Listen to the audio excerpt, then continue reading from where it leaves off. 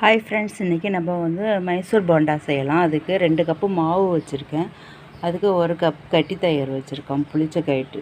இந்த டம்ளரில் தான் 2 டம்ளர் மாவு எடுத்தேன். இப்போ இதால் 1 டம்ளர் தயிர் ஊற்றிக்கலாம். இதில் கொத்தமல்லி தழை போட்டுட்டு கருவேப்பிலை தழை போட்டுக்கோங்க.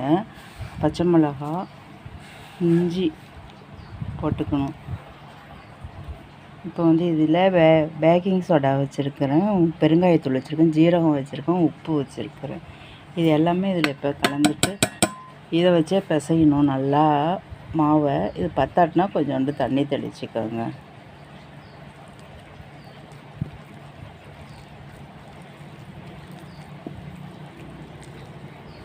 கொஞ்சமாக தண்ணி தெளிக்கிற மாதிரி தான் இருக்கும்.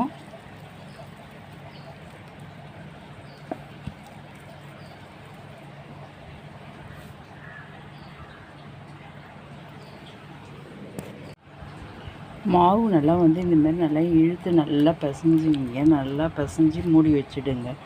ஒரு 2 ஹவர் ஊறட்டும். அதுக்கப்புறமா நம்ம போண்டா போடலாம். இந்தமாரி கொஞ்சம் தளர்வாக ஒரு 50 தண்ணி இருக்கும் ஊற்றிருக்கேன். ஊற்றி இந்தமாரி நல்லா பிசைஞ்சு வச்சுக்கோங்க.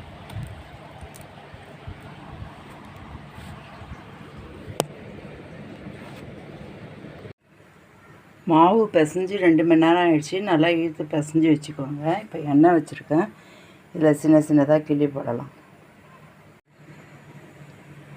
எண்ணெய் நல்லா காஞ்சிடுச்சு. இப்போ நம்ம இந்த மாவை சின்ன சின்ன உருண்டையாக நம்ம போடலாம்.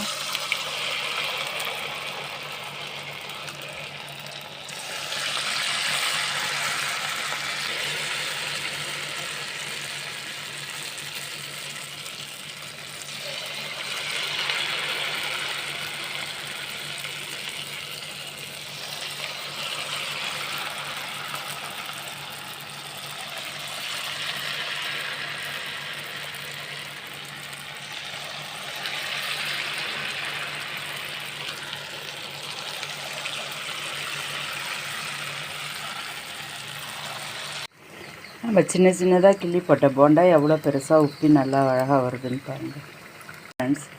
இதுமாரி நீங்களும் எல்லாத்தையும் எடுத்து இதுமாரி போடுங்க. ரொம்ப டேஸ்ட்டாக நல்லாயிருக்கும். மைசூர் போண்டா ரெடி ஆகிடுச்சு ஃப்ரெண்ட்ஸ். நீங்களும் இதுமாரி செஞ்சு பாருங்கள். ரொம்ப டேஸ்ட்டாக இருக்கும்.